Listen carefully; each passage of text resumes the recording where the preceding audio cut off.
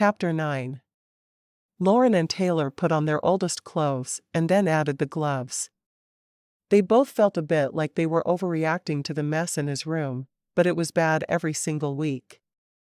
When Lauren unlocked his door and pushed it open, she gasped and fell back against Taylor. "What the?" Taylor looked and began laughing. And laughing. And then she laughed a little more.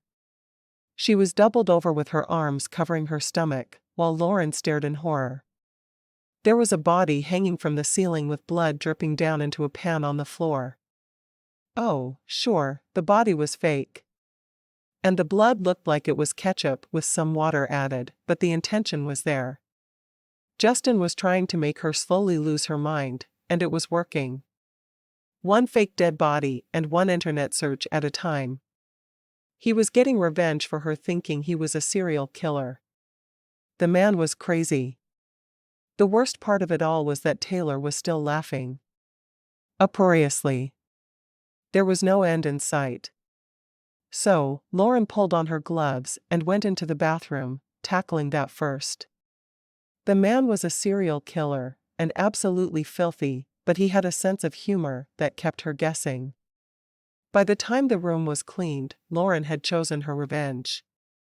She ran to the kitchen while Taylor was finishing up the vacuuming and came back with a large piece of paper, a safety pin, and a Sharpie. She carefully wrote, "Bob," on the paper and pinned it to the front of the body. He'd think he hadn't gotten to her if she just named it and moved on, and that's what she needed him to think. Taylor looked like she wanted to say something, but she didn't. Instead, she asked, "Are we done with everything here?" Lauren nodded, looking around the room for anything they'd missed. "I'm satisfied." When Justin got back to the Band B, he wasn't eager to go to his room. He walked to the kitchen where Lauren was making supper. She looked at him with a slight smile. "How was your time away?" He shrugged, wondering what she was up to now. "Good, I guess. I walked on the beach, and I feel a little better about life now." "I'm glad." She continued cutting beef up into small cubes. "What are you making?" he asked. "Beef stroganoff, salad, and fresh bread. And dessert." "I'm not sure what I'm doing for dessert yet." "I'm sure whatever it is will be delicious." He couldn't help but wonder why she wasn't complaining about the dead body in his room. He'd expected her to be ranting and raving about it, but instead she acted like she walked in on pretend dead bodies every day. "See you later." "I'll be here." Justin walked to his room and unlocked the door, his mouth quirking at one corner. She'd named his dead body. How could he stay mad at a woman who would name the fake dead body he'd built to scare her? She was incredible. Absolutely incredible. After supper that night, Lauren looked at Mr. Mystery, who had chosen to eat with the rest of them for a change. "We should go for a walk on the beach tonight." He eyed her warily. "Why?" "Because I think we need to bury the hatchet, and not in some unsuspecting person's skull." Lauren felt the need to be clear about what she meant with the man, considering she was still half certain he was a serial killer. "Lauren!" Taylor reprimanded. "Oh, stop. You're not my mother." Lauren made a face at her sister. Taylor shrugged. "You need one still." Lauren rolled her eyes, turning back to Justin. "Walk with me?" He nodded. "All right. I can't take too long though. There's a murder for me to plan out." He covered his mouth with his hand as soon as he said it, trying to act as if he'd spoken the words aloud accidentally. The funny thing was, it was true. The serial killer in his book was about to strike again, and he needed to plan out how he'd do it. "Just don't expect my help with your nefarious activities, and we'll both be fine." Lauren helped clear the table quickly, and Taylor shooed her away. "Brandon and I will clean the kitchen. You just go and have a good time." Lauren thought about protesting for a moment, but there wasn't a big mess. She was an extremely neat cook, cleaning the kitchen as she went. The dishwasher was empty, and it just needed to be loaded. That wasn't too much for Taylor to do when Lauren did all the cooking. All right. Thanks. You're welcome. Have fun. Lauren walked back into the dining room, where Brandon and Justin were talking animatedly, and she stopped for a moment, enjoying watching Justin when he didn't realize he was being observed. He was skinny and pale. He obviously didn't spend much time outside, and he didn't work out, and he wore glasses about half the time. Why was she so fascinated by him? Justin was just another nerd. When he spotted her waiting for him, he got to his feet and walked toward her. Nice pleasant walk on the beach, right? Exactly. She led him toward the back door, and closed it behind them. It took her a minute to get up the courage to say what she wanted to say to him. How did you find out I was thinking of using a matchmaking service? Well, it wasn't exactly what she wanted to say, but it was a good lead-in to the topic she wanted. He sighed. I overheard you talking to one of your sisters in the kitchen this morning. I see. Well, I can't think of a reason it would be a bad idea for me. I have no one I'm dating. Do you realize since we moved here, every one of my sisters has started seeing someone? Kayla still says that Max isn't interested in her, but I saw how he was watching her. She shook her head. I feel like I'm being left behind somehow. Why she was spilling her guts to Justin of all people, she didn't know. He was the last person she wanted to feel vulnerable with. So, you want to marry? He asked. She shrugged. Well, maybe not tomorrow, but eventually. Every woman dreams of being a fairy princess for her wedding. I see Kayla getting married in her work boots. Lauren grinned. She probably would. Amanda really will look like a fairy princess, though, and Taylor and I will be somewhere in between. Like Alyssa was. There's no one around here you want to date? He asked. I haven't met a lot of people around here, other than the men my sisters have dated and married. I mean, I don't get out a lot with running the band bee and all. And I really don't want to try a matchmaking website.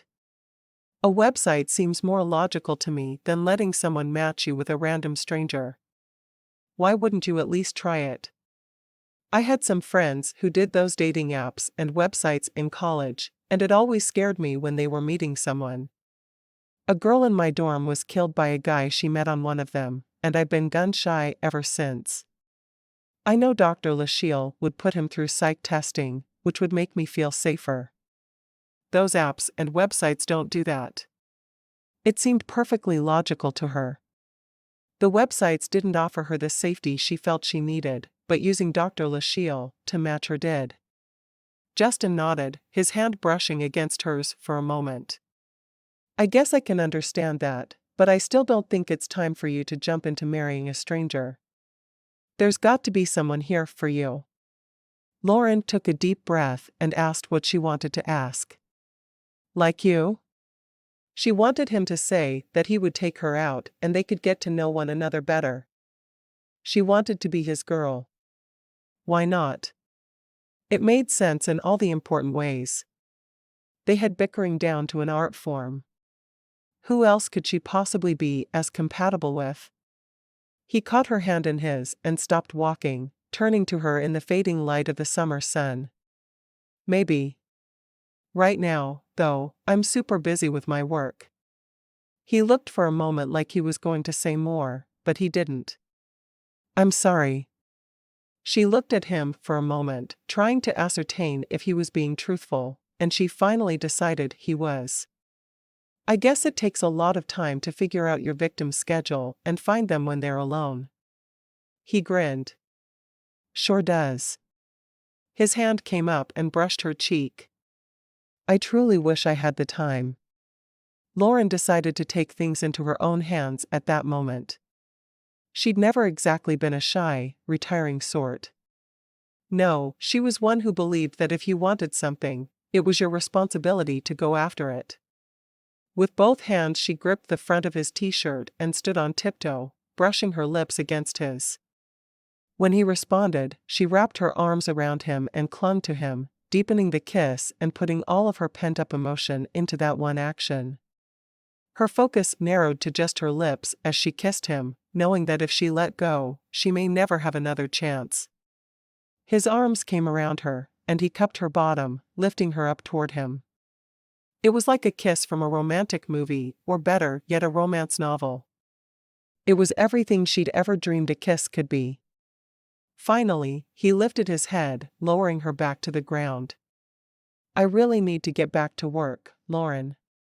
His cheeks were flushed, and she knew deep inside her that he'd enjoyed the kiss just as much as she had. "Good night, Justin." She closed her eyes as he rushed away. She could feel the heat spreading throughout her body, and she decided to continue her walk alone. Why not? Justin was everything she was looking for in a man, but he was playing it cool. That was fine with her. She'd keep up the flirtation, and eventually he'd see what she already knew. They were destined for one another. As she walked, she saw couples lounging around the lake, many of them hand in hand. There were children everywhere. Some of them with life jackets, but many just had buckets and pails. They made her think of the summers she'd spent on the lake, and suddenly she wanted to get her childhood memories of the sweet days of summer onto paper. There was a burning need for her to write, and though she'd never done much with it, she'd always been told she had talent. She turned on her heel and all but ran back to the house. It was hard running on the beach, though her sister Alyssa did it a lot. She'd have to ask her for pointers. When she got to her room, she pulled out her laptop that had rarely been opened since her graduation, and she opened a fresh Word document. For a moment, but only a moment, she was intimidated by the blank page of white, but then she put her fingers on the keyboard, and she started typing. "My first memory was of Bear Lake and the lake house where my family spent every weekend during the summer, and sometimes every day all summer long. It was the summer I was 3, and I spent what felt to me like hours and hours, which was almost forever, to my childish mind on a sandcastle. I had just put a leaf into the top of it, as a flag to fly there, when my sister Kayla fell and scraped her knee. She ran to our mother, right through my castle. Kayla would have been about 5 at the time, and she was my closest sister in age, and my favorite sister. I started wailing as only a small child who has been wronged by another can cry. Running to my mother as well, I accused Kayla, who had blood running down her leg, of deliberately ruining all my hard work. Mother pulled out her brand new digital camera and she showed me the photos she'd taken while I was building it. There was even one with me planting my flag on the top in triumph. And that's when I understood. My mother knew me, and she knew me well. She was aware that I would lose that castle eventually. It was built out of sand, after all. But she knew deep down inside her that if I lost that castle, I would be devastated. So, she took the pictures so I would know that all was good. Through it all, Kayla stood waiting patiently for Mom to be finished with me before she went inside to get doctored. I was the youngest of the 5 girls in our family, and I always came first. Looking back, it makes me sad. Kayla had to stop crying when I started, and she was the one injured. But I was the baby, and that meant I took precedence. Mom made each of us a scrapbook for every summer we spent in Richland. I still look back at those photographs, and I think about how loved that made me feel. And how very sad for Kayla. It must have been hard not being the baby. Chapter 10. When Lauren woke the following morning, she felt energized and rejuvenated.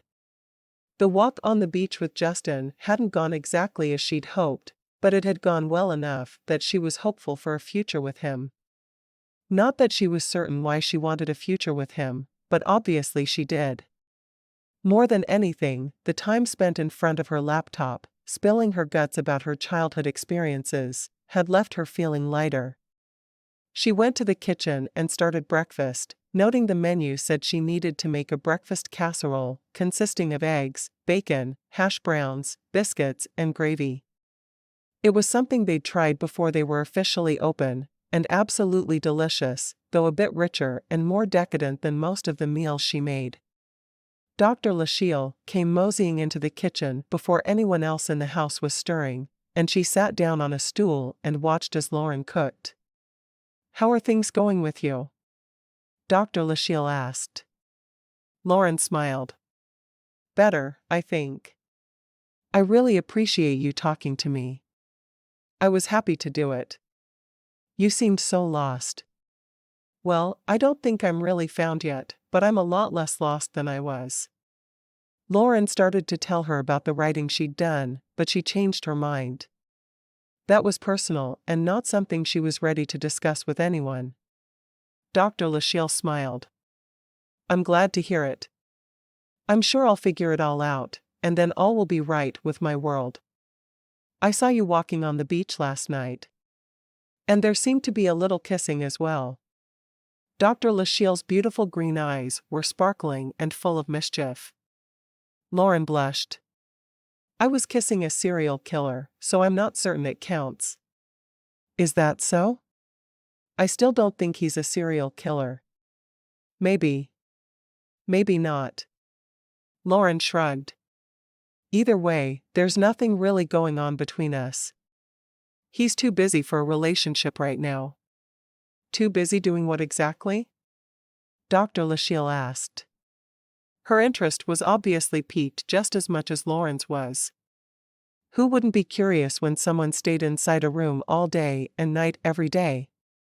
Too busy doing whatever it is he does all day. "You say he's not researching his next victim, but he said he was last night." Lauren had forgotten about that until just that moment. "He came right out and said he's researching his next victim?" Lauren closed her eyes and concentrated on the memory. "He said, 'There's a murder for me to plan out.'" At the table in front of everyone, and then he covered his mouth with his hand like he was pretending he didn't mean to say it, but I know he did. Dr. Lachelle shook her head. "I really think he's just trying to mess with your head. I wish I could get him to sit and talk to me for a little while. I could figure out if his plans were evil." "I'm sure you could, because you're amazing, but he's not going to tell you." Lauren shook her head. "He'd be afraid you'd tell me, and that would be the end of it." Dr. Lachelle grinned. "Well, it sounds to me like he's interested in you as well. Just keep an open mind." "I'll try my best." Lauren continued working on breakfast as Dr. Lachelle wandered away, mumbling that she needed to find Sam. Lauren put supper in the crock-pot shortly after lunch that day, and then she went up to her room. Everything was clean, and she had hours to do whatever she wanted. She wanted to write down more of her memories of summers at Bear Lake. She put in every detail she could recall, the good, the bad, and the ugly. She talked about always being left behind when her sisters went to do fun things, because she was the youngest.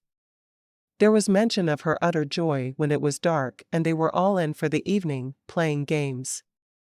She wrote about the time she spent in the secret passageways, writing notes in her diary. When she wrote that part, she remembered she still had a diary from the summers at the lake. She only wrote in it when the entire family was gathered at the lake together, so it had still been in her room there. She took it and read through the passages, smiling as she began to remember the instances she'd talked about from one entry to the next. Finally, when it was time to finish up supper for the crowd she was sure to be feeding, she emerged from her room, feeling refreshed and happy. What was it about spilling her guts to a computer that made her feel all energetic? In the kitchen, Lauren put together a salad and baked the dinner rolls she'd had rising in the fridge. She whipped up a quick Butterfinger pie for dessert, and then she sat down at the table and waited. She had her iPad with her, as usual, and she spent time reading over everything she'd written in the past 2 days. To her surprise, she was laughing out loud at some of the incidents she barely remembered writing about. It was like someone else, someone far funnier than she was, had written the words, and she was so happy with them. Mr. Mystery came into the kitchen at 5 minutes before 6, and he looked a bit embarrassed and shy when he saw her.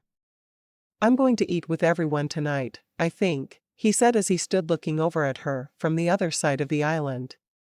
She wasn't sure what his look was all about, but she nodded, encouraging him to interact with humans, which seemed to be difficult for him.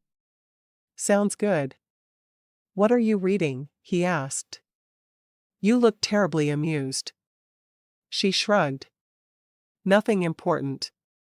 Not sure why she'd lied to him, because it was terribly important to her. She got to her feet and went into the kitchen, getting the food out of the oven and into dishes to be passed around the table.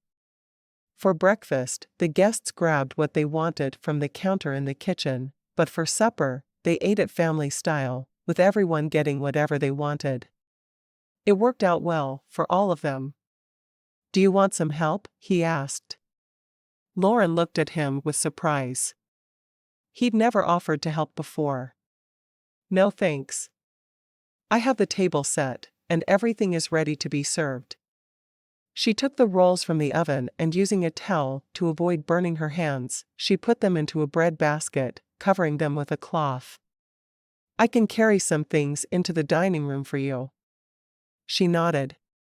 "That would be nice." Lauren knew she probably wouldn't like where he put everything, but she would deal with it. He took the basket of rolls and the salad bowl and carried them into the dining room. Each thing was carried in as she got it ready. Justin would return and wait for whatever was next. While he did it, the other guests started to gather around the table, as well as Kayla and Taylor, and Brandon of course. He was eating lunch and dinner with them every day now, and it was never a surprise if he showed up for breakfast as well. He and Taylor were getting very close, and Lauren knew an engagement would be coming soon. She was truly happy for each of her sisters as they found men that were perfect for them, even if she did feel left behind. She took the pitchers of iced tea and lemonade from the fridge, and then she made up a pitcher of ice water. The guests were always welcome to get a pop for themselves, but these were the beverages placed on the table at every meal, and usually everyone was satisfied. Lauren sat at one end of the table as usual, and Justin sat down the table from her. She needed to be at the end closest to the kitchen in case anyone needed something while they were eating. It made things easier. The table was full that night with 12 of the 14 guests in residence eating with them.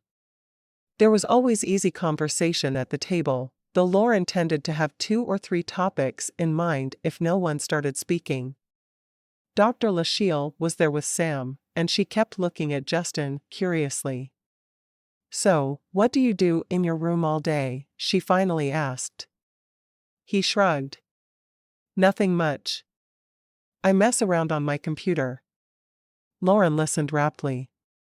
Though the conversation was at the other end of the table from her, it was the one she was most interested in. How do you make your living then?" Dr. Lashiel asked. Lauren bit her tongue at what she wanted to say. She was sure Justin wouldn't appreciate it if she said that he stole from his victims after he killed them. Why would he? "I do all right," he said vaguely. Lauren couldn't help but wonder if he told people that weren't connected to her in any way about what he did in his room all day every day. Dr. Lashiel smiled. "Well, aren't you mysterious? If you ever decide you want to talk, I'm around. Of course, I leave on Thursday, but I'm here until then." Sam looked over at her. "Let the boy eat." Lashiel heaved a sigh. "I'm not keeping him from eating. I'm making pleasant supper-time conversation."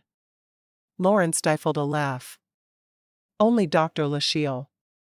Justin had trouble concentrating on his writing all day, so he went out early to help Lauren set the table.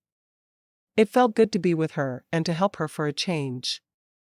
He wanted to tell her that he wanted a relationship with her, but he wasn't sure how. Not when he was under a pretty intense deadline. There was no time. He started to say it 3 or 4 times as he carried food to the dining room for her, but he couldn't get the words out. Then when he sat down to supper, the resident matchmaker was asking questions about what he did in his room. Why was she paying so much attention to him that she knew what he did in his room all day? It was crazy.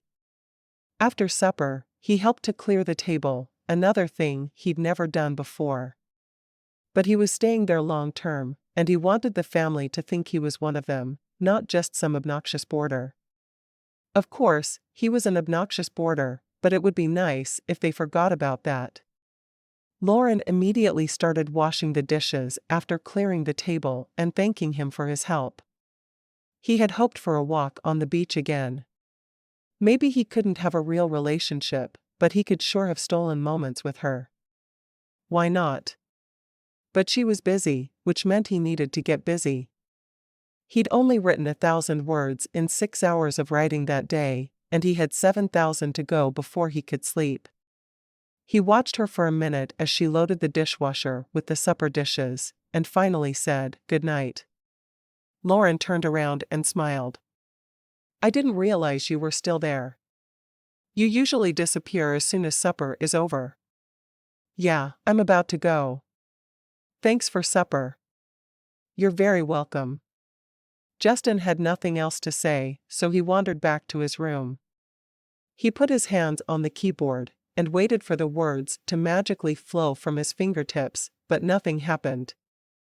Had he lost the ability to write because he'd kissed a pretty girl? Chapter 11. For the next week, Lauren spent all her spare time in her room, doing her very best to get all of her memories out. She knew she'd never really do anything with what she was writing, but she'd heard there were ways to get just a few books published, and she wanted to be able to give them to her sisters for Christmas. What better gift could there be than the memories they'd shared growing up? She and Justin had gone back to the teasing they were used to. Every time he came to the kitchen, there was bickering, and for some reason, it made her feel so much safer than the kindness had. She felt so much for him, and she wasn't sure what was going to happen there, but hopefully before too long, they'd figure it out together. That Friday evening, he came to the kitchen with a scowl on his face. "I'm hungry." "What are you fixing for supper?" "Food," she responded automatically. It's what her mother had always told them she was making, and the word just seemed to flow out of her. She didn't need to deal with his moods anyway. The man had serious issues that bordered on having subscriptions. "Don't be a pain in my neck, Lauren." "Get out of my kitchen then." Lauren sighed.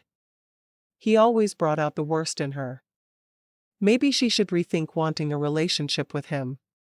She looked at him for the first time since he'd joined her there, and she could see he hadn't been sleeping well. His eyes were red-rimmed. "You all right?"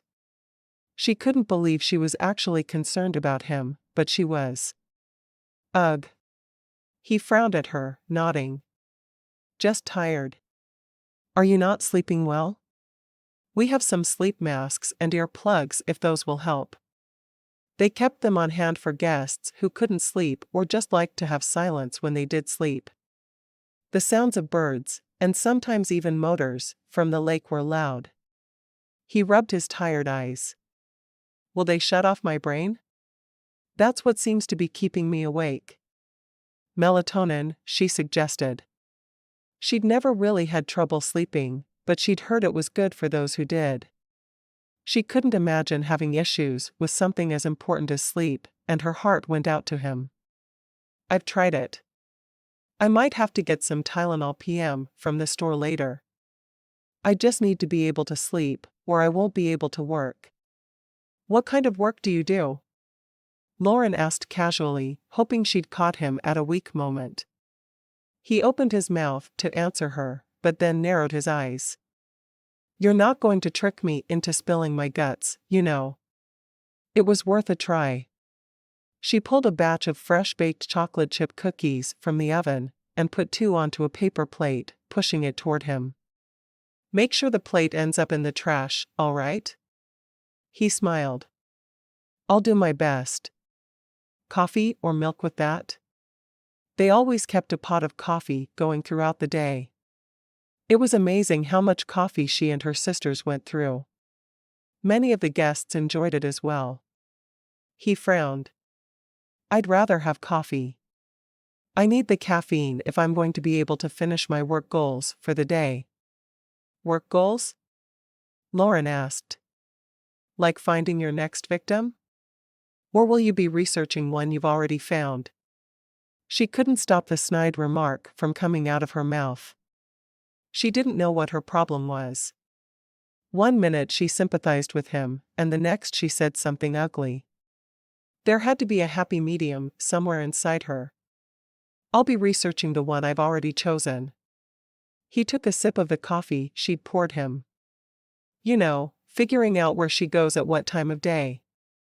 When she's totally alone and no one will be looking for her. It's always best if I can catch them before they leave for a vacation. No one will look for them for days, or longer. Lauren felt a chill run down her spine. Is that how it works? You get women alone? His insight into the mind of a killer, if he wasn't one himself, frightened her just a little. In theory, of course. I'm only at the research stage now, remember? He picked up the plate of cookies and headed for his room. Happy cooking. Lauren couldn't help but feel creeped out by his words. She knew they were most likely meant to scare her, and she knew he was probably joking, but there was a tiny part of her that still wondered if he was a serial killer. The man was just odd enough to be one. And isolated enough. Wouldn't a serial killer have to be isolated to carry out his work without being caught? She shook it off and got back to making supper, pork chops with Parmesan sauce, served with mashed potatoes and steamed asparagus. And fresh bread, of course. She was surprised at just how much she enjoyed making fresh bread. When Kayla came into the kitchen a little later to steal a cookie, Lauren told her what Justin had said, and Kayla laughed. That man is a hoot, as Dr. Lachille would say. He's yanking your chain, Lauren. Oh, I know he is, but that doesn't make me feel any better about it. It just kind of creeps me out when he says stuff like that. I understand. But doesn't it help to know that's his goal when saying it? Not really. Lauren sighed, realizing she was too interested in the man for her own good. You want to help me peel a mountain of potatoes? It was her least favorite kitchen chore, but she was quick and efficient with her paring knife. I just remembered I left my tools out on the deck. What if it rains? Lauren glanced out the window and frowned. There's not a cloud in the sky. She turned, and Kayla had already run off, obviously not wanting to help Lauren peel potatoes. Lauren shook her head. Her sisters were all messes. All four of them. She was just glad they were her messes. Justin sat in his room, reading over what he'd written in his chapters so far. He needed 8,000 words per day to finish up this book on time, and he was lucky to get 2 lately. His editor was going to fly out and strangle him. And he deserved it. What was he thinking, letting himself get distracted by a woman? He thought about her cleaning his room the next day, and he couldn't help but wonder what kind of practical joke he should play on her this time. And then he had it. A grin covered his face, and he locked his door as he left his bedroom, hurrying to the store before they closed. This one would be the funniest of all the jokes he'd played on her. In his opinion, at least. Lauren put the food in bowls and on platters to be served for supper, while Kayla and Taylor ran the dishes to the dining room. She carried in the iced tea herself, taking her seat at the head of the table. There were lots of compliments floated around about her fabulous pork chops, which thrilled her to no end. It was a new internet recipe she'd found, and they'd sounded good to her, so she'd given the meal a try. It was always a little scary to serve something she'd made for the first time, but it had worked out this time. Thank heavens. Justin was at the table down near Brandon, and the two men talked tacos and books. Lauren realized that Justin struck her as a man who read a lot. Did men who read become serial killers? It must be possible. Maybe all the reading he did was for inspiration on his next method of killing. She was sure he had to be inspired by something. After supper, and the lively conversation that always took place at the table during meals, Justin looked at Lauren. "Walk on the beach with me." Lauren nodded slowly. "I'll be back in an hour," she said to Taylor, only half kidding. "If I don't show up by then, call the sheriff." Taylor rolled her eyes. "You're insane, Lauren Renee." Then she looked at Brandon. "Help me with the dishes?" "Anything for the love of my life." Lauren was barely able to suppress the fake gagging sound she wanted to make. "Let's go." Justin nodded, walking out the back door in front of her. "Just had to get that dig at me, didn't you?" She nodded. "You know I do. It's like a moral necessity at this point." Why would he expect anything else from her? She loved calling him a serial killer. It was their thing. A moral necessity? Accusing me of being a serial killer has become a moral necessity? I really do worry about you, Lauren. Tell me what you do in your room all day then. If you'll just tell me, then I won't feel the need to constantly accuse you of being a serial killer. She looked over at him, his tall lanky body eating up the distance, while her shorter legs had her struggling to keep up. "Hey, you're walking with a short girl." Lauren wasn't sure what it was about tall men thinking they needed to half-run while walking with her. Justin stopped for a moment to let her catch up. "It's more fun to keep you guessing about what I do for a living." "Why would I tell you and ruin my own good time?" "Because you want to kiss me again. I can feel the energy coming off your body. You want to kiss me, and hug me, and love me." She said the last words in a sing-song voice to annoy him more than simply the words would. He shook his head. "Why do I even talk to you? Masochist? Glutton for punishment? Penchant for pain?" Lauren grinned at him, loving having time alone with him. They should walk together every night, and she hoped he'd continue to ask her.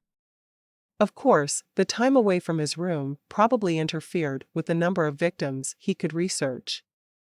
He laughed at that. "You do keep me guessing." "Good, because I still want to know what you do for a living." She'd never needed information that she couldn't get her hands on easily as badly as she needed to know his occupation. Yes, it was crazy, but he should just tell her. "Not tonight," he said, staring across the lake. "It's so beautiful here. I might stay in Bear Lake forever." "You haven't experienced a winter here yet."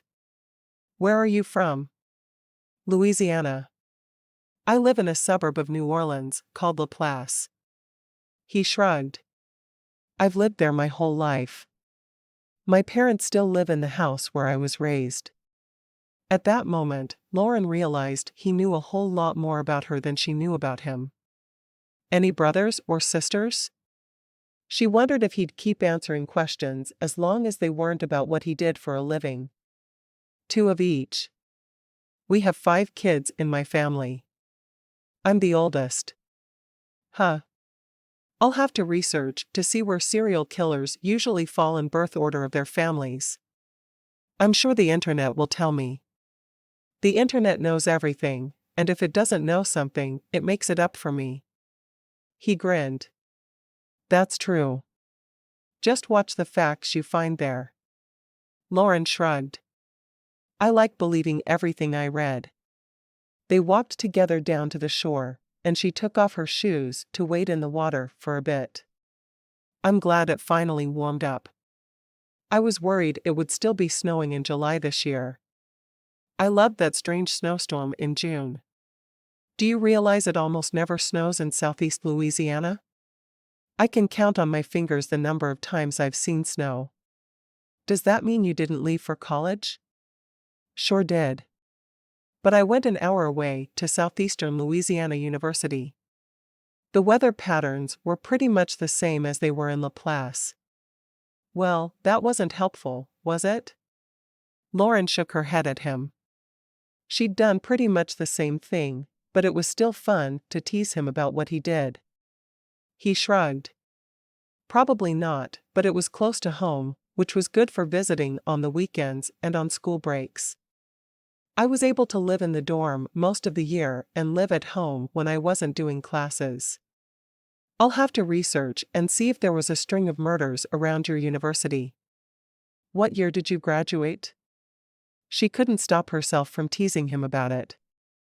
She wanted to get to know him better, but not until she knew what he did for a living. It was starting to make her crazy. I graduated in 2012. I don't think there were any murders in the area around that time, but I'm really not sure. I was too busy researching my own methods to pay attention to what other killers were doing. I'm not a copycat. She grinned, linking her hand through his arm to steady herself as she pulled her tennis shoes back on. She loved to wear sandals, but they weren't practical in the kitchen, and she hadn't taken the time to change before their walk. Glad to hear it. I mean, if you have to be a mass murderer, you should at least be original about it. That's true. And what about you? Did you go to college? She nodded. I did. And I have a degree in liberal arts, so I'm qualified to ask if you want fries with that. Or to clean and cook in a band B, apparently. I don't know what else I'd do with it. As much as she was glad she'd graduated and was finished with college, she wished she'd concentrated on something more useful while in school. You could be a writer, or an editor, or, he paused for a moment, a journalist or a speechwriter. There are so many things you could do. You could even shine shoes. She laughed. I guess you knew some liberal arts majors. Sure. Doesn't everyone? He finally turned to her on a secluded part of the beach, looking intently at her. I want to take you out. See where it takes us. Lauren bit her lip. It's what she wanted, but she wanted him to be honest with her about what he did for a living first. She needed his trust. Can you tell me what you do for a living? He stared down into her eyes for a moment before shaking his head. I'll tell you, but I want to see how we hit it off first. She frowned. Why don't we just stick to walks on the beach for a little while then? When you feel like you can open up to me, I'll go out with you. It wasn't that she needed to know what he did to date him. It was that he was hiding something from her. She needed him to be totally honest. Justin reached for her shoulders and pulled her to him, kissing her passionately. Are you sure? The butterflies in her stomach told her she wasn't sure, but there was really no choice. She couldn't go out with a man who hid so much from her. I'm sure. Tell me what you do, and we'll go out together. She wanted to kick herself for the choice she was making, because she really wanted to have a relationship with him. But she knew she was making the right choice. I'll think about it. Chapter 12. When they got back to the house, the kitchen was cleaned, and Lauren smiled absently at Justin. I'll see you tomorrow. Don't forget we're cleaning your room right after lunch. I won't forget. Justin was feeling a little sad that she'd turned him down for now, but perhaps he could pour that anguish into his killer and have him take out a few more bodies before the detective caught him. Should make the book more interesting if he used it well. I might need another piece of your Butterfinger pie before I sleep. Is there any left? Lauren opened the fridge and took out the pie plate, cutting 2 generous pieces. Do you want coffee or milk? He thought about it for a moment. With the sheer amount of work he still needed to do that night, he needed the coffee. Coffee, but just so you know, I hate the stuff. I still need to work tonight, though, so I have to have something that will keep me awake. He was either trying to sleep or trying to stay awake at all times. He felt like a massive contradiction. All right. Lauren poured him a cup of coffee, and herself a glass of milk. Together, they sat at the kitchen table and ate them, talking about interesting things coming up in the area. Have you been to the Oregon Trail Center in Montpelier yet? He shook his head. No, what is it? Basically, a museum about the trail. It's a lot of fun. My parents took us every summer, hoping that one of us would develop an interest in history, but I don't think it ever happened. Well, it sounds fun. Are you offering to go with me? She shrugged. Sure, but we can't call it a date. Not if I don't know more about you. When? He didn't really have time to take off and go to a museum, but he desperately wanted to spend time with her. Lauren shrugged. I'm not sure. I'll let you know. Everything is so busy right now, and none of my sisters really cook. It'll have to be a night when I can just shove our supper into the crockpot and go. He frowned at her. I don't think I've ever seen you do that. She sighed. I need to. Maybe I can make shepherd's pie and stick it in the fridge until I get home, and then I can bake it. That could work. I'll talk to Taylor and get back to you. Do you have a set menu for suppers? I've never seen one. He would love to know what they were having every night. Not that he'd make the effort to leave and get something, but it would be good to know what to look forward to. No, we really don't.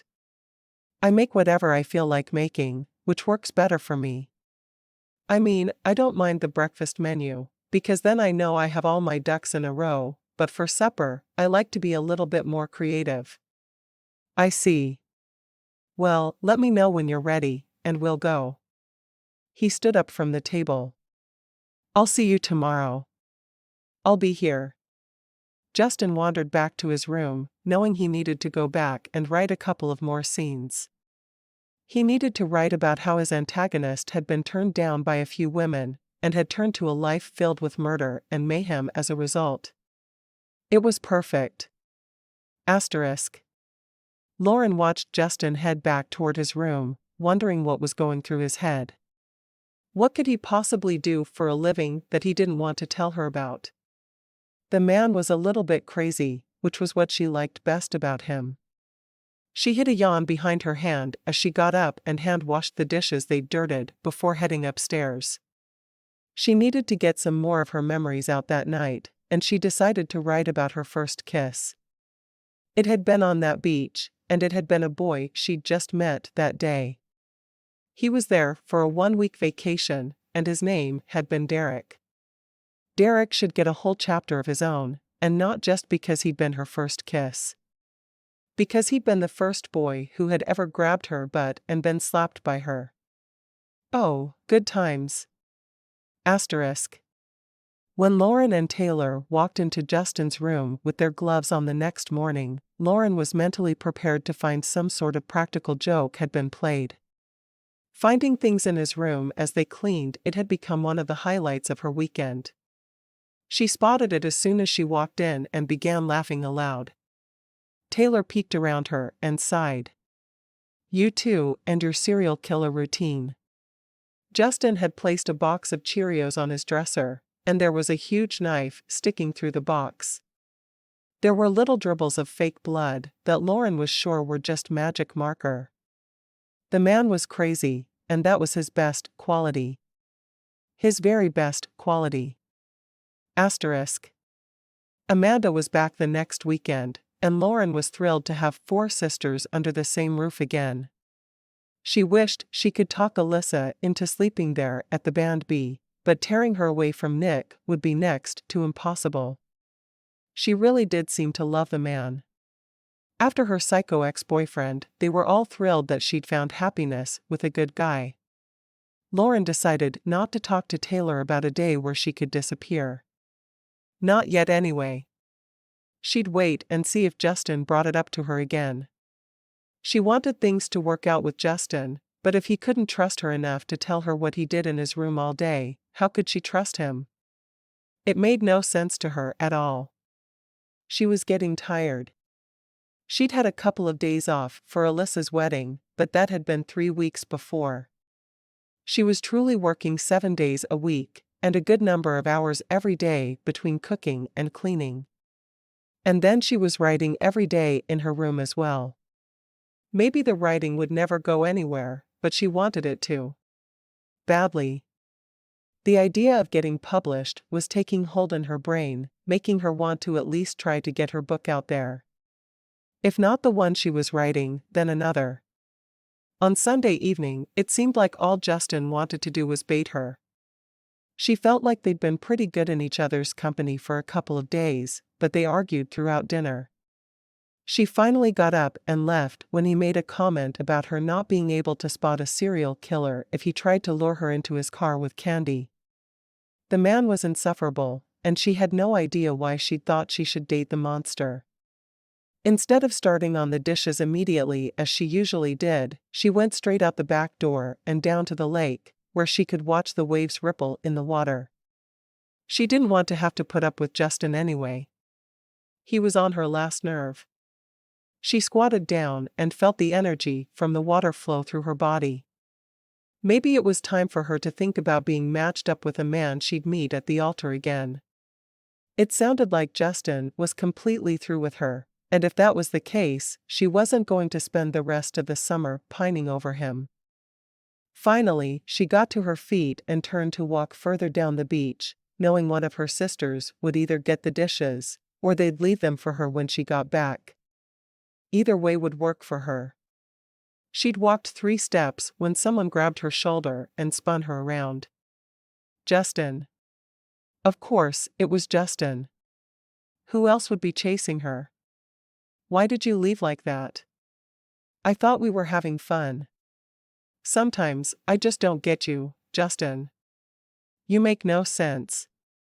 You act like you have feelings for me, and then you act like a jerk at the table in front of everyone, and then you chase after me. You're running hot and cold, and I'm sick of it. Tell me if you want some sort of relationship, and if so, we'll make it happen. If not, you need to just leave me alone. She was absolutely furious. Why didn't he just tell her what he did so they could move on with their relationship? He frowned. I do want one, but I'm not ready to tell you what I'm doing in my room yet. Is that a deal killer? Yes, it's a deal killer. I've told you over and over it's a deal killer. Grow up and admit what you do. He looked tempted for a moment, but then he shook his head. Not yet. Maybe someday soon, but it won't be today. Then I can't go out with you yet. Maybe I'll contact Dr. Lachille after all. It was what made sense to her. The anger was almost palpable between them. I won't tell you what I do for a living, so you're going to marry a stranger and throw your life away? What if you really do end up with a serial killer? A real one? What difference does it make to you? You don't want to go out with me enough to share what you do for a living? That's crazy. Lauren was so done with him. She turned and started walking down the beach away from him. He caught her shoulder and spun her around again, this time kissing her. You'd give up what we have between us, because I won't tell you that? I will, just not today. I want to know how you feel about me first. My feelings for you aren't going to change just because I know what you do for a living. I don't have time for your games. I have better things to do. In fact, I think I'll go paint my toenails now. Don't walk away from me. If you want a relationship, then we need to talk about it. Lauren gaped at him for a moment. No, I don't want a relationship. I don't know that I ever even want to look at you again. She felt a tear course down her cheek, and she wanted to slap him with everything inside her. Instead, she walked back toward the house, giving up on her idea of a walk on the beach. She'd do the stupid dishes and go to her room and slaughter him on paper. She'd never thought of herself as particularly gruesome, but the idea of writing about him lying on the floor in a pool of blood was particularly appealing. The dishes weren't done when she got back inside, and she knew she was slamming the cabinets a lot harder than she needed to be. Her sisters knew her well enough to give her a wide berth, and she stomped up to her room, wanting the whole world to just leave her alone for a day or two. Lauren sat at her computer and wrote a chapter of a mystery novel she had never intended to write. The detective was a female, and she walked in on a man lying naked on the floor.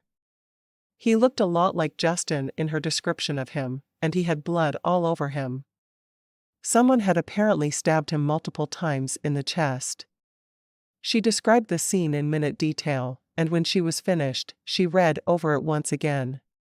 She was elated that the words had come so easily for her, and she'd written the scene. It was worded well, and everything a crime scene in a book should be. But deep inside, she felt like she'd done something wrong. She was falling in love with the man, so what was she doing killing him on paper? Chapter 13. On Tuesday, Amanda told Lauren she was giving her a day off by working for her all day. Lauren was thrilled. She made breakfast, and she had supper prepped and ready to go with easy-to-follow instructions waiting for her sister, but she could take a whole day off on Wednesday. So early Wednesday morning, Lauren headed into Logan for the day. She planned to get a pedicure, hit a bookstore, and maybe even see a movie. When she got there, she pulled to the side of the road and she called her friend, Stacy, who went to school there. She'd love to have a partner in crime for her day in Logan. "Hey, Stacy, it's Lauren. I'm in Logan for the day." "You are?" "I'm done with classes at 10:30. "Where am I meeting you?" Stacy didn't even ask if she wanted to spend the day together. She just knew. That's the kind of friend she was. Lauren grinned. "I'm going to head to the bookstore and browse for a while. I want to get pitas and have lunch in town, and maybe even see a movie. You game?" She knew Stacy would be, but it was polite to ask. "I'm game for all of it. You do the bookstore without me, and I'll call after my last class, and we'll decide where to meet then." "I'm so glad you called me." "Me too." Lauren pulled back onto the road after ending the call. She found a couple of romances she wanted to read, a women's fiction novel, 2 fantasies, and then she wandered to her favorite section. Mystery. Her tastes in books were eclectic, and she tended to read a little of everything. But she could never pass up a good mystery. She saw that there was a new J.D. Tibbs novel, and she rushed toward it. It was only in hardcover, and she didn't usually let herself spring for anything but ebooks and paperbacks, but she had a real job now, so she could afford to pay a little more for her favorite author. Setting down her stack of books, she read the inside flap to see what the mystery was about, and make sure the author hadn't moved on from her favorite detective. She could see him in her mind when she read about him, and loved to revisit the man over and over. Thankfully, he was the main character in this book as well, and she looked at the back of the book, narrowing her eyes at the author's picture. She didn't know why, but there was something familiar about him. The man was in a suit and leaning against a wall, casually. He didn't look comfortable in the suit though. Lauren wanted to reach out and loosen his tie for him. And that's when it hit her. Justin Thibodeau was J.D. Tibbs. Why didn't he want to tell her he was an international best-selling author? She would think he'd be proud of that. And now she knew his secret. Should she confront him about it, or just keep on acting like she didn't know? It would be something to think about, because she wanted him to suffer the most for not telling her. For the time being, she was going to enjoy her day off. She had just finished checking out when her phone rang, and she answered immediately. "Hey, Stacy. Just finished at the bookstore." "Oh, good. Pitas next?" "Definitely. Meet me in the bookstore parking lot, and then we'll go together in my car." Lauren hadn't talked to Stacy a lot since she'd graduated, but they had the kind of friendship where they could not talk for years on end, and still pick up right where they left off. Lauren loved that kind of friendship. Stacy was there 5 minutes later, and they headed to the pedicure place Lauren had gone to with her sisters just a couple of months before. "So, tell me about Bear Lake. Are you enjoying living there?" "Definitely," Lauren told her. "I'm still not sure what I want to be when I grow up, but I think I'm getting closer to figuring it out." That's awesome. I'm graduating this summer, so I'll be looking for a job. Probably not cooking in a band B though. Stacy grinned at her to let her know she was teasing. Well, you have a logical major. Business makes all the sense in the world. Majoring in liberal arts was a joke, and I knew it at the time, but I had to graduate. I was slowly losing my mind. I remember, Stacy said with a smile. I think you did the right thing. I think so too. Lauren pulled into the parking lot of the pedicure place. I'm so glad you were available today. Right now, I'm working 7 days per week, and my sister Amanda offered to work for me today so I could leave, and I jumped at it. Amanda is which one? You have so many sisters. Lauren grinned. Amanda is the third sister, and she's an interior decorator. Stacy had never been able to keep track of her sisters, claiming that 5 was too many. Okay, yeah. I knew I'd remember her as soon as you reminded me which one she is. I'm really glad she's giving you a day off. It's ridiculous for you to work every day. Stacy shook her head. I would think your sisters would be taking turns letting you take off for a day. I think they're going to start. I'll only be working this hard through the summer season most likely. We're definitely going to be trying to get people in the house all year round, but I think it'll be harder when it's colder. We do have snowmobiles to rent though. You should come up and spend a weekend in the fall. Lauren loved the idea of having her friend there to spend time with her. I'd love that. Rob and I won't be married until January, so I have some time to be single yet. Well, spend some of that single time with me. Lauren shook her head. My oldest sister Alyssa is married now. Taylor and Amanda are dating pretty seriously. Kayla is even seeing someone, and she figured she'd always be single. What about you? Any men? Lauren shook her head. Well, sort of. We'll talk about Justin at lunch, and I'll spill my guts. Maybe you can give me some advice. But I'm not here to talk about annoying men. Instead, we'll talk about fun things to do together. Maybe we can take over the world. You've always wanted to take over the world. It's one of my favorite things about you. That and my utter lack of direction in my life? Lauren couldn't believe someone like Stacy was friends with her, but they'd been roommates their freshman year. That had been all it had taken for a lifelong friendship. Stacy laughed. You'll get there. I sure hope so. As they sat with their feet soaking for their pedicures, Stacy talked about her wedding plans. I just can't seem to find a venue I want to use. It's making me crazy. We wanted to get married in the fall, but we've pushed back our date, hoping we could find a decent venue. No luck so far. If you weren't getting married in the winter, we could make the band B work. Of course, it'll be too cold by the time October rolls around because we only have room for weddings outside. You sure you don't want to move up the wedding? Lauren asked, a grin on her face. You know, that's not a terrible idea. What kind of services would you guys provide? Could we rent out the whole house? We have this one guy who has been staying there since we opened and is planning to stay until the end of September at least. He says he may extend his reservation. But that means we still have 7 rooms open for guests. Are there other places we could rent in the area? Lauren nodded.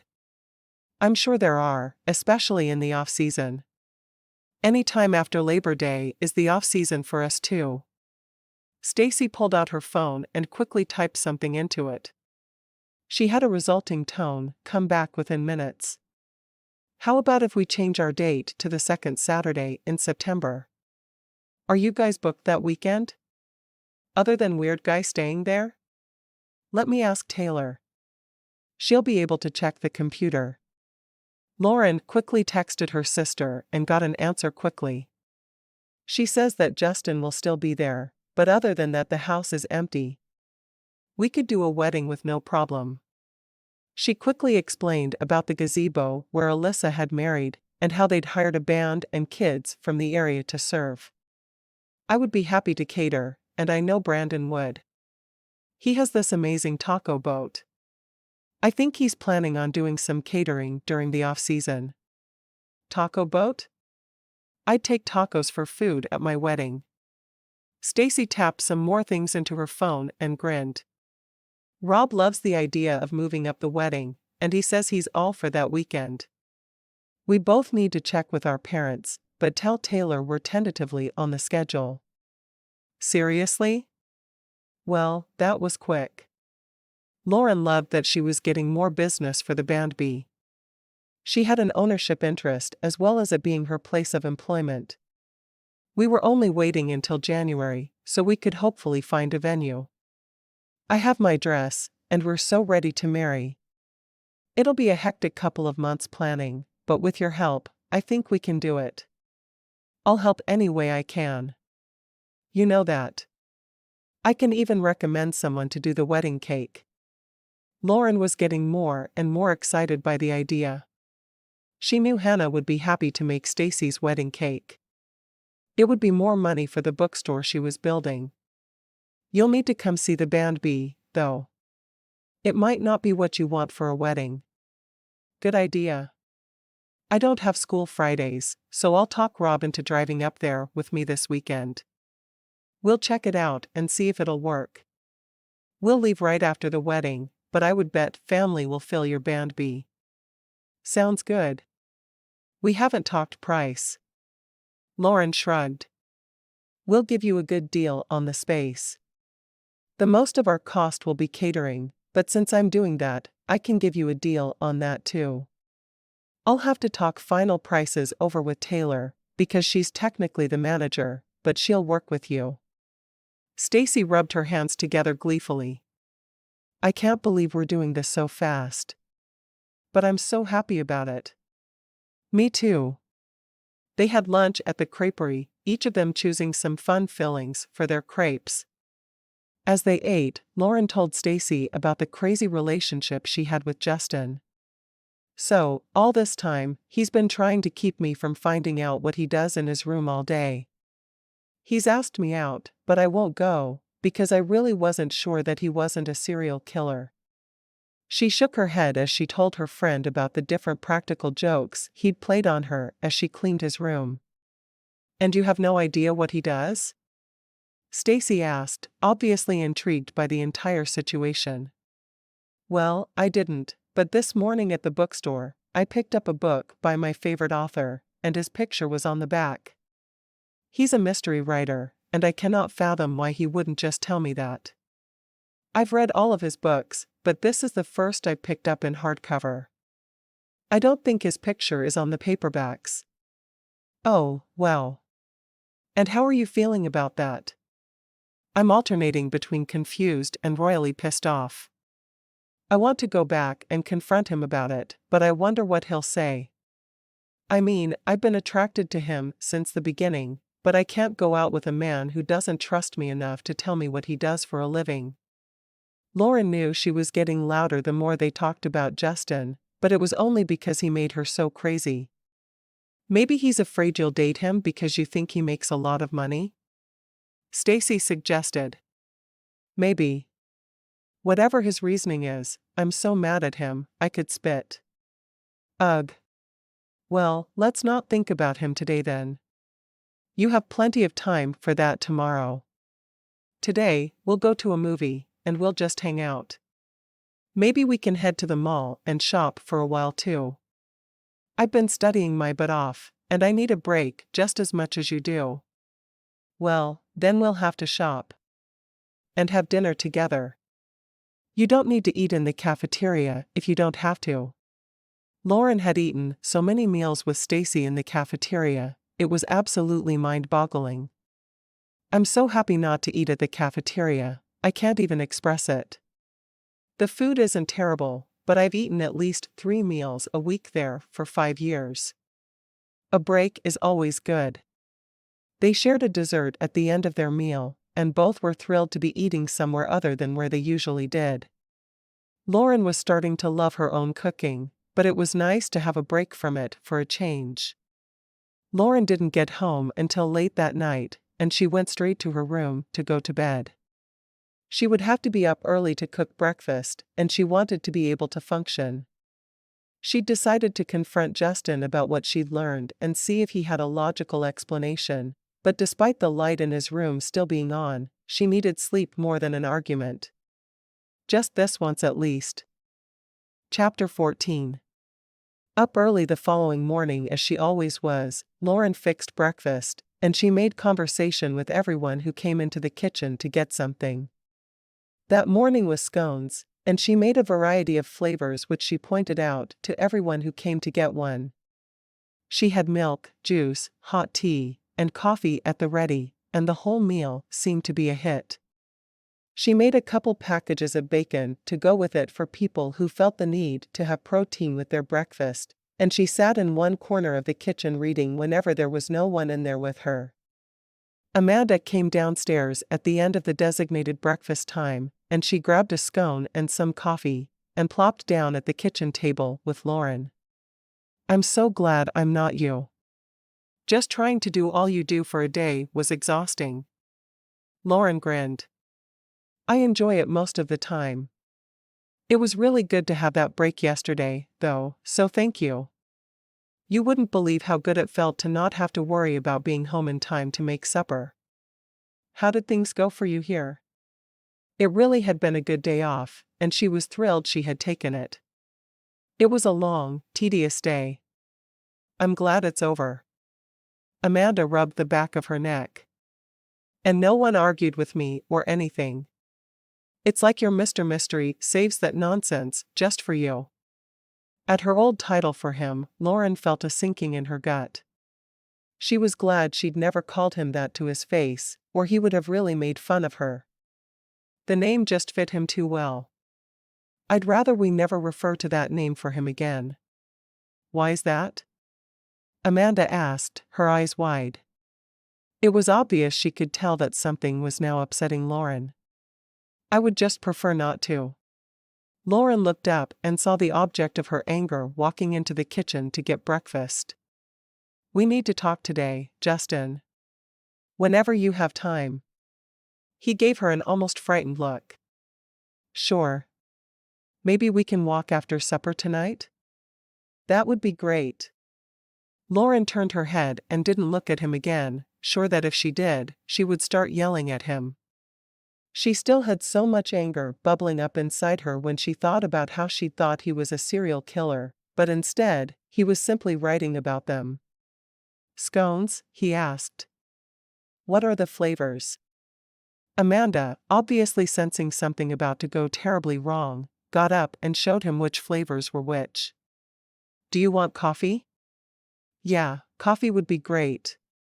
Lauren felt his gaze on her, and she considered picking up a scone to throw at him.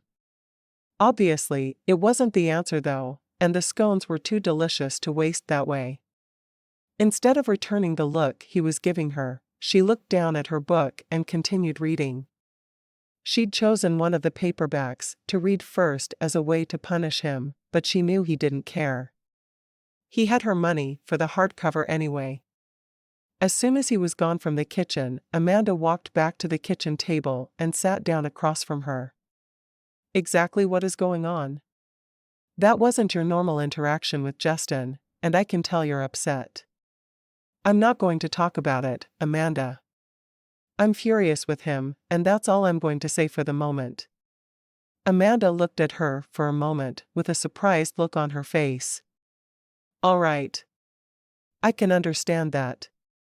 Just know that I'm here if you do need to talk." "I know. That's why you're my favorite sister.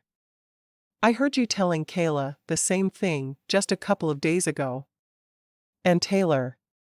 And didn't you tell Alyssa that right before the wedding?" "Oh, sure. Throw all that in my face." Amanda laughed. "You're my favorite mess." "Thanks. I'll take it." Lauren got up to put the leftovers from breakfast away, but she decided she needed another scone instead. Another scone and a cup of coffee. Those were just the things to help her get through the day. Asterisk. Justin wasn't sure what the cold shoulder from Lauren was all about, but he was nervous. What was going on with her? Was she so angry that he wouldn't tell her what he did in his room all day? He took his breakfast to his computer and sat down, staring at the screen. Chapter 27 was looking back at him on an otherwise blank page, and he knew he needed to fill the chapter up with wonderful things, but he had no idea what to put there. It seemed that if Lauren wanted to kiss him, then he couldn't write. And if Lauren was angry with him, then he couldn't write. What was it about the woman that kept him from writing all the time? He needed to be able to work, and if this continued, he'd have to find another place to live for a while. And that's not what he wanted at all. How could he have a relationship with Lauren if they weren't close together? Perhaps that would be for the best, though. He slowly ate his scone as he read through the last chapter he'd written and started to remember what he'd planned to write about next. He knew he should plot out his books chapter by chapter, but that always ruined the surprise element for him. Sure, he knew from the beginning who the killer was, but he was always surprised when the killer found a new victim. Maybe that was crazy, but it's just how he was. He was a pantser, someone who wrote by the seat of his pants, and that wasn't changing anytime soon. He put his fingers on the keyboard, determined to stop thinking about Lauren. The girl was a thorn in his side. Why couldn't he fall for someone normal who didn't constantly accuse him of being a serial killer? Of course, Lauren's face popped into his head, and he realized he didn't fall for anyone else, because Lauren was meant to be his soulmate.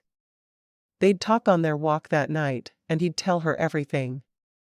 Maybe that's what he needed to do to move on with his work. Asterisk.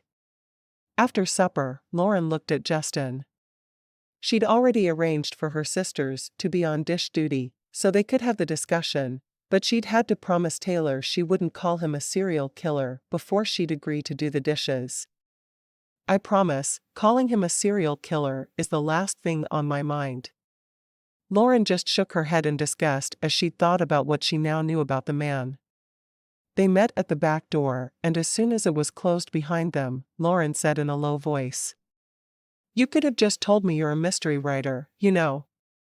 I have no idea why you thought you needed to hide the fact from me, but it's ridiculous that you did." He frowned. "How did you find out?" "I went to a bookstore while I was in Logan yesterday, and I picked up your newest hardcover. I've never let myself buy hardcovers, because I was in school and being all frugal and stuff. And then I looked at the back, and there you were. You looked pretty fancy in your suit, but other than that, it was definitely you. Why didn't you just tell me?" "Well, I wanted you to like me for me. And I wanted to be sure you were willing to go out with me, just because you like me. Not the man who writes mystery novels. Not the man you hoped was rich. Just the man who annoys you in the kitchen and spends all day in his room with the door locked. The man who has cereal boxes with blood dripping off them in his bedroom when you go to clean it. Me. Not the writer." She shook her head. "But being a writer is a huge part of you. How can I go out with you when you're hiding such a big portion of who you are?" "I guess I didn't think about it that way." "Are you mad at me?" "Absolutely furious. I didn't hide anything from you, Justin, and I was willing to go out with you. All you had to do was tell me what you did. But you couldn't trust me." Justin sighed. "It wasn't really that I didn't trust you. But you had to test me. To be sure that I only wanted you for you and not your stupid money. Do you think I was confused about your financial situation? I know what it costs for you to stay here. I know you're not broke." She shook her head. "I'm really disappointed that you couldn't trust me, and that you couldn't get past that. I was planning to tell you during our walk tonight. I'd decided that I was being ridiculous." "Well, that's convenient, isn't it?" Lauren knew better than to believe him. The man was skilled at deceit. "But No buts. Find some other girl to make fun of and treat like she's an idiot. I'm done with you. Lauren turned away from him then and walked back toward the house. She knew she could never again feel anything for him. Not with the way he'd treated her. When she got to the house, her sisters were still doing the dishes, but she said nothing as she walked past them and up the stairs to her room. She closed and locked her door and threw herself down on the bed and cried. Deep down inside she'd hoped there was some reason he hadn't wanted her to know about his occupation, a reason that didn't mean he didn't trust her. But obviously that wasn't true. There would be no more banter between her and Justin, because he'd broken her heart into a million pieces, and that meant she would have nothing more to do with him. Asterisk. It took a couple of weeks before Lauren could look at Justin and not want to throw rocks at his head, but when she got there, she couldn't remember a single thing she'd found attractive about him. There was still anger burning inside her, but at least she could treat him politely. He popped into the kitchen for breakfast. What's that delicious smell? He asked. Raspberry pancakes. How many would you like, Mr. Thibodeau? It's Justin. Why don't I call you Mr. Tibbs? Would that work out better for you? She asked sarcastically. He sighed. Can we talk privately? I'd rather we didn't. Lauren plopped a pile of pancakes and some breakfast sausage onto his plate. Coffee, sir? He groaned. Coffee is fine. In a to-go cup. Right away, Mr. Thibodeau. She kept using his formal name to dig at him, hoping it would make him crazy. He added butter and syrup to the pancakes before heading back to his room, and she was glad to see him go. As he left, she felt a single tear course down her cheek. She shouldn't care about him anymore. At all. But he could still make her cry apparently. Blast the man. Asterisk. Justin felt like a heel. He should have told her his big secret instead of letting her find out from the back of one of his books. He'd had reasons for his secrecy, but as she'd pointed out, they'd been stupid reasons. At that moment, he knew he'd give anything to go back in time and just tell her what he did and how he felt about her. But she wouldn't listen. He frowned and opened a new Word document. An apology on paper was better than one spoken, right? He'd take care of that right away. Chapter 15. When Lauren got to the kitchen a few hours later, there was an envelope with her name on it on the counter. She tucked it into her back pocket as she got to work, refusing to think about it because she had more important things to do. She was making Italian chicken, and it was another first-time recipe, so she didn't want to go wrong. She'd found so many recipes online, and she wanted to try all of them. And since there were always people in her house, she had to try them with people around. So far, it had worked out well for her. She carefully threw all the ingredients together and set the chicken in the fridge to marinate for a few hours, deciding to go down to the shore to read the letter. She had a feeling she knew who it was from, and she didn't particularly want to read it. There was a country song about just wanting to be mad for a while, and she still felt that way after weeks of knowing who Justin really was. Reading all of the excuses he'd give her for what he'd done would only make her angrier. She was sure of it. Once she was at the lakeshore, she sat down on a boulder to read the letter that had been left for her. She took a deep breath before opening it, getting ready for her anger to explode from inside her. Lauren. I know you're angry with me. I even understand why you're angry, but as you won't talk to me, I'm going to explain myself in a letter. Since writing seems to be the only real skill I have, maybe I can convince you this way in a way I never could by trying to voice how I feel. I'm a nerd. I have been my entire life. In high school and college, none of the girls would give me the time of day. It wasn't until I became a famous writer that women started to be interested in me.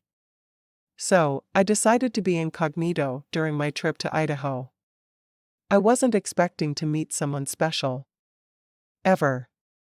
But I also didn't want to risk women throwing themselves at me so they could marry someone rich or famous. I've had enough of that nonsense. My whole goal of being in Idaho is to get my current book finished. I was having a hard time writing at home because my family all decided it was my job to run their errands because I was home during the day. It was keeping me from getting anything done.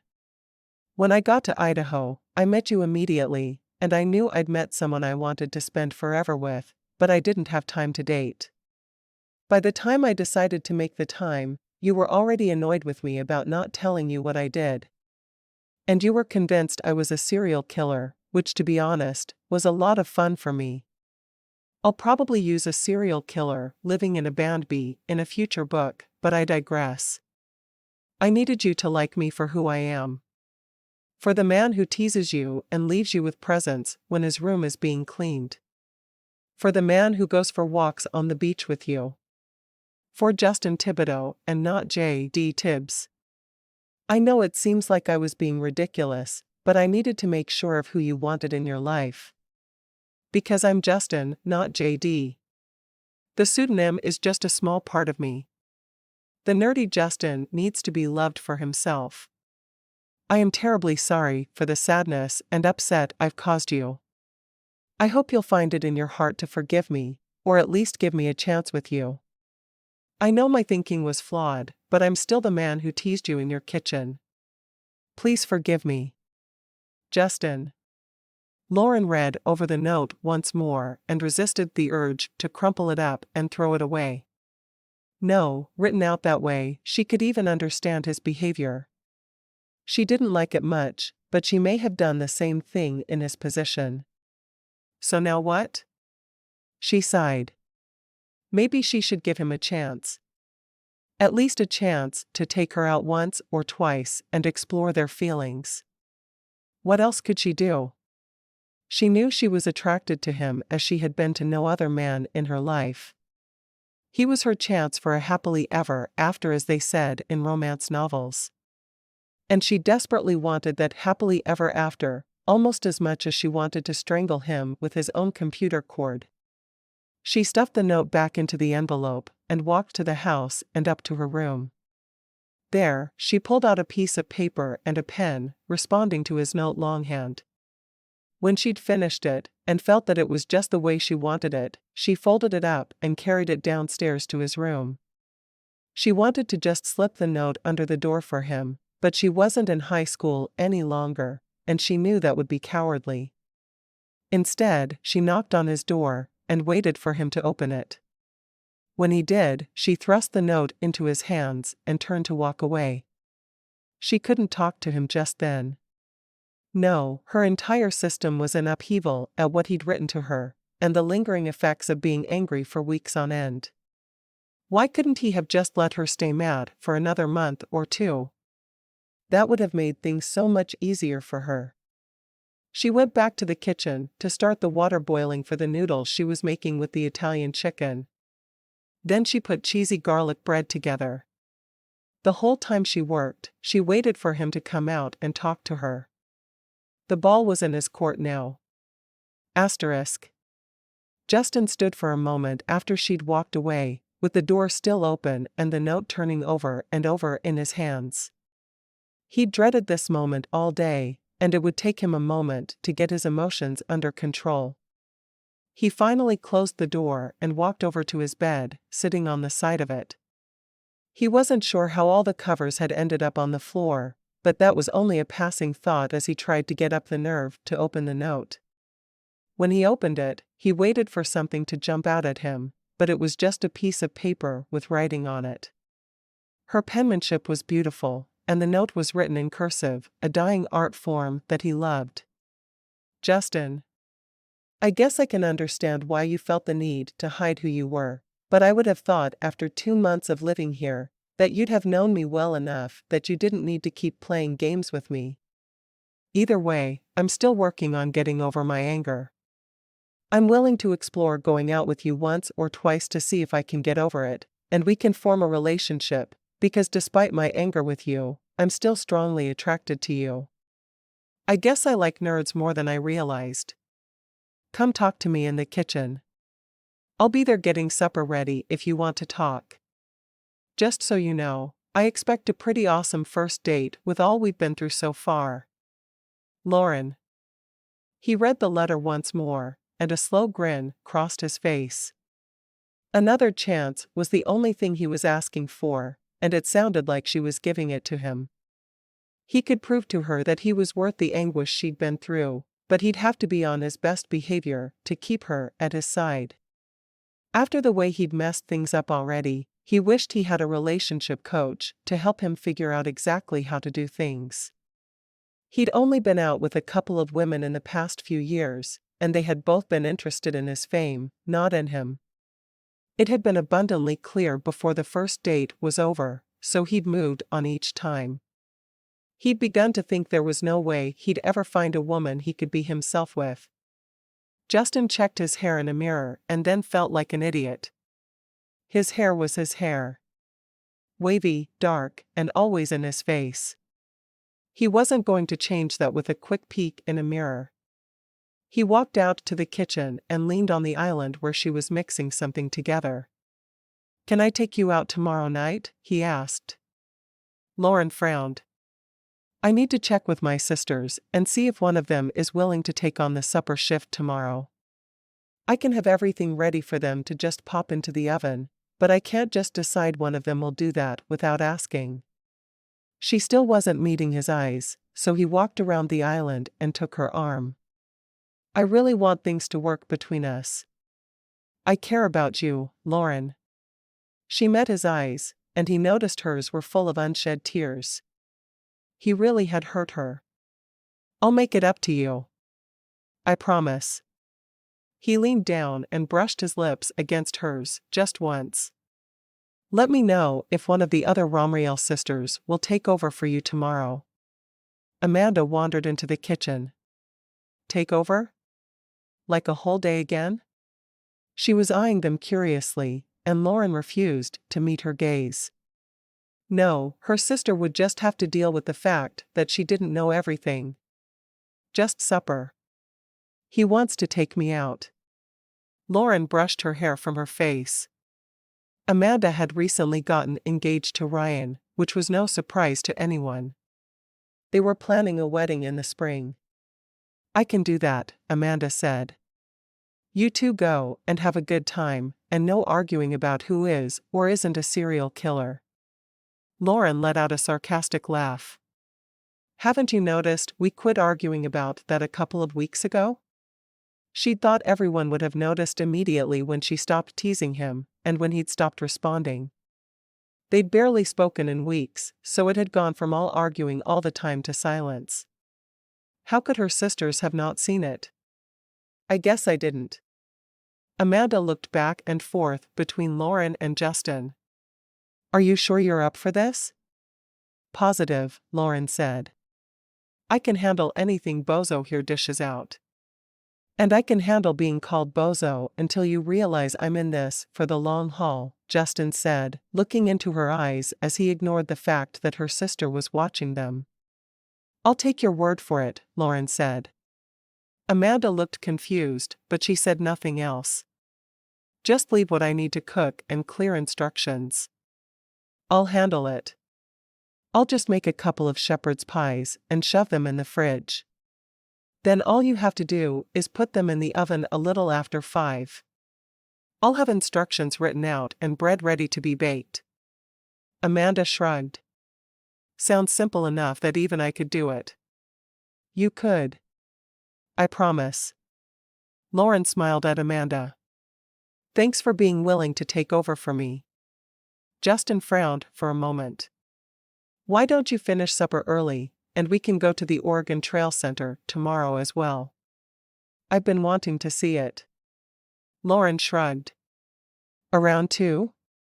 Sounds good to me. And I wouldn't mind a walk on the beach tonight if you're feeling particularly generous." "We'll wait until tomorrow. Oregon Trail Center is more of a jeans kind of place, so no, that's what I'm wearing as you plan supper." Lauren shoved the garlic bread into the oven. Supper will be ready in 30 minutes. I hope everyone is hungry. There was no way she could go for a walk with him that night. Her emotions were too tumultuous. She only hoped she'd have them under control before the following afternoon. Amanda smiled. I was starving when I came in the door and smelled whatever it is you have in the oven. Italian chicken. It's a new recipe, but I think we'll love it. Lauren needed everyone to love it. She had to be good at something, after all. I know I will. Amanda walked away, stopping at the door. I'm going to go put on a pair of jeans so I'm ready for supper. I'll see you in a few. Oh, and it goes without saying, but Ryan will be here for supper tonight. He's already part of my head count, Lauren called back. Justin stood in the middle of the kitchen still watching her. Thanks for giving me another chance. I'm not sure I deserve it, but I'm eternally grateful for receiving it. Just don't break my heart. I'm not sure I could handle it at the moment. She knew her heart was much softer than people around her realized. Unsure if that was a flaw or not, she decided not to dwell on it. I promise I won't. I hope you can trust me after all that's happened between us. He watched her carefully to see how she reacted to his words. I'll do my best. I just wish you could have trusted me sooner. Lauren turned away as she continued cooking. Justin frowned at her before walking back to his room until supper time. He deserved her worrying about him and how he'd treat her, but he didn't like it one bit. She'd been through enough heartache lately, and thinking that he'd added to it made him want to fall to his knees and beg her to start over with him. Of course, he'd probably be stupid and make the same mistakes he had the first time. There was truth to the old adage that said history repeats itself. Chapter 16. Lauren poured her heart out on her computer that night, making a new document for just feelings about Justin and the nonsense he was putting her through. She sure hoped the man was worth it because at this point, it felt like she was spinning her wheels. The following day, while she was serving breakfast, a breakfast casserole that turned out 1,000,000 times better than she'd hoped, she worked on getting the shepherd's pies ready for supper, carefully writing out instructions for whichever sister ended up cooking that evening. Amanda had said she would, but one of the others could always decide to step in for her. Wrapping the baking dishes in tin foil, she put them into the fridge. She made 3 8-by-12 baking dishes, which she knew was too much, but they'd have leftovers when they needed them. For dessert, Lauren made chocolate chip cheesecake bars that she'd have setting on the counter pre-cut for dessert. That would make everything easier for her dear sisters, who were so kindly covering for her. When Justin walked into the kitchen later, he saw that she was making dessert. Those things are making my mouth water. Maybe you could take a couple of those with us to the museum later, he suggested. Lauren nodded, immediately taking out a to-go container. They'll need to chill first, but I'll pop them into the container before we leave this afternoon. She still didn't know how she felt about going out with him, but she was determined to give him the chance he had asked her for. I'm excited to have the opportunity to spend the evening with you, he said softly. She smiled, but she wasn't sure it was a great idea to do that with him. Remember, we need to be dressed casually. Lauren had no desire to get all dolled up for him anyway. I remember. He looked at her for a moment, seemingly waiting for her to say something else. Are you having taco boat tacos for lunch? What else would I have? Seriously, Brandon is a genius where tacos are concerned. He's going to cater my friend's wedding with me. She's doing the same type of foods that Alyssa did. It was the first conversation she'd really made with him since she'd found out who he was. Well, who his alter ego was. It was strange dating a man with 2 names, one of which she'd known for years and years. When is she getting married? He asked. September 14th. She and her fiancé have had a terrible time finding a venue, so they're getting married here. We're blocking out the dates for the weekend, and you'll be the only guest who isn't part of their group. Lauren started to ask him if he'd go to the wedding with her, but she thought better of it. With the way things worked between the two of them, she was sure they'd have stopped speaking again by then anyway. I love that I'm just grandfathered into all these things. Lauren shrugged. We couldn't figure out what else to do with you. It wouldn't be fair to ask you to pack up all your things and move just for a weekend, so we're keeping you. Whether it was a good idea or not. Justin grinned. I hope you'll keep me for longer than just that weekend. We'll have to see how tonight goes, won't we? She asked. After he'd wandered away, she couldn't help but wonder what he thought was going to develop between them. She wanted to trust him, but at the moment, it was difficult. She spent the afternoon in her room, trying to find just what she wanted to wear. Lauren hated herself for caring so much about how she'd look for him, but she couldn't help it. She wanted to be as attractive to him as he was to her. She was on her third change of clothes when Amanda knocked. Can I help? Amanda was a clothes horse, and she always had just the right thing for any occasion, except digging in the mud. Amanda was always too dressed up for digging in the mud. Yes, Lauren said, taking her sister's hand and dragging her into the room. We need to go casual, because we're doing the Oregon Trail Center, but I want to look my best. I can't figure out the best top to go with my jeans. Having Amanda's opinion would make her feel so much more confident. Amanda studied the 3 shirts on the bed, and then walked over to Lauren's closet, riffling through the clothes hanging there. I don't like any of these with jeans for a summer date. Just a minute. With that, she left for a moment, coming back with 3 different blouses on hangers. I know these are a little dressier than what you usually wear, but I think they're the perfect mix of dressy and casual.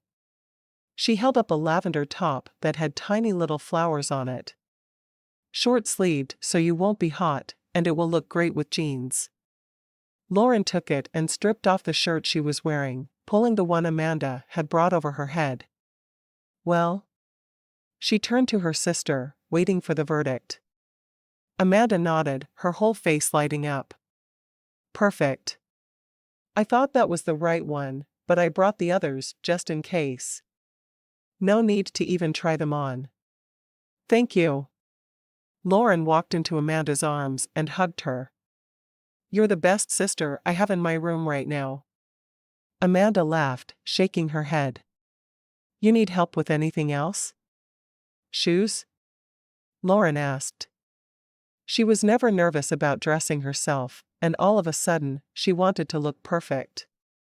Justin was messing with her head just by taking her out on a date. There was something seriously wrong with her.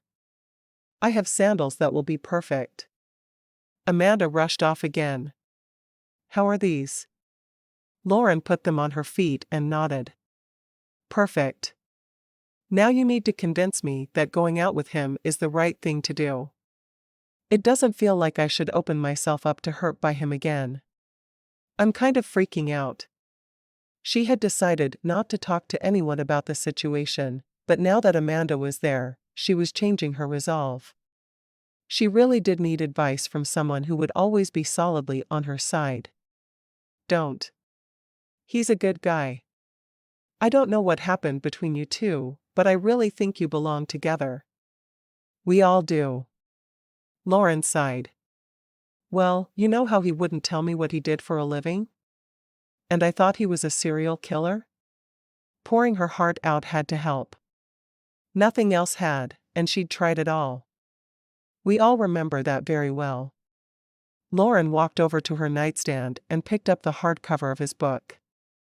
She handed it to Amanda with the back of the cover up, so she would see what Lauren had seen. Amanda looked at the cover blankly for a moment, and then her eyes widened, and her mouth made a little "Oh, he's a writer." He is. My favorite writer, actually. And he was right here, under our noses, and not willing to tell me what he did for a living. He couldn't trust me enough to know his occupation, even though he'd been asking me out. I was spitting mad over it, and have been for 2 weeks, but he left me a letter in the kitchen, explaining his reasoning for the whole thing, and I decided to give him a second chance. Lauren shook her head. He says he wants a real relationship, but how can I trust him and believe him at this point? He didn't trust me to tell me the truth about himself. Amanda sighed. I totally understand where you're coming from, but I get what he's doing as well. Would you have acted like yourself with him if you'd known he was your favorite author? Or would you have gone all fangirl on him and asked for his autograph and picked his brain about his storylines? I really don't know. Lauren frowned, thinking about it. If she'd been told she was meeting her favorite author, she certainly wouldn't have accused him of being a serial killer. But would she have been able to speak in his presence at all? And would she have been trying to read what he was writing when she'd cleaned his room? Maybe he was right in what he did. But I needed him to trust me. So now you trust him that he won't hide anything else from you, and you meet in the middle and try to build a relationship from there. You two really do have a connection, and I'd hate to see you throw love away because he made a little mistake trying to protect himself. Lauren sighed. Why do you have to be right? Can't you just be as confused as me? Or take my side? You could take my side. You're my favorite sister, after all. Amanda laughed. If you two can make things work, then there will be no sides. Go into it with an open mind today. I'll try. When Lauren met Justin downstairs 20 minutes later, she was in a mind frame to really give him the benefit of the doubt and make the day perfect. Asterisk. Justin was waiting in the lobby when he saw Lauren descend the stairs. His heart skipped a beat as he got a good look at her, as it always did. He didn't care if she had all the food she'd fixed all day covering her, or if she was dressed to go out with him. She was beautiful, and that's all there was to it. You look stunning, he said softly. She smiled. Thank you. You look pretty good yourself. He'd put on a clean shirt, which was like dressing up for him this summer. Do you want to just take my car? I threw the trash from mine away. Obviously she didn't trust him to have his car clean enough for her. I'm sure you did. Wow, you went all out for me, didn't you?